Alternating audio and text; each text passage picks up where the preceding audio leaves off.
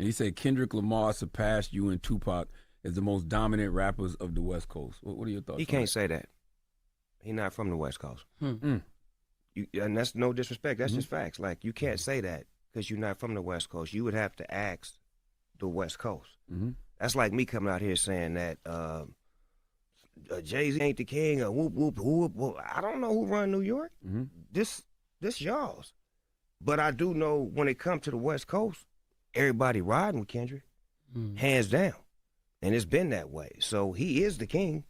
That is no doubt. He is the king, but as far as what Fat Joe said, you would have to ask the whole West Coast, and the West Coast would have to give you, because you got certain people from the Bay who ride with the Bay.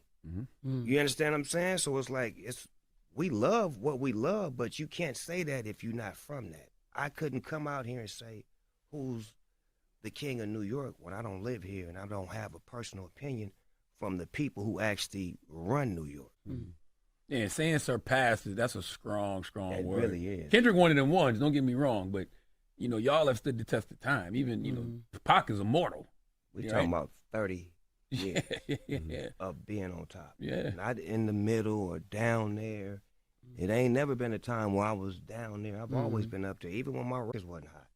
You think about everything I've done from the Chronic to now.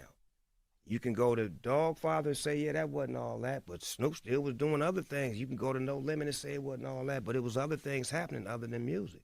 So it's always been a moment of he's always been here, and it ain't reliant upon music.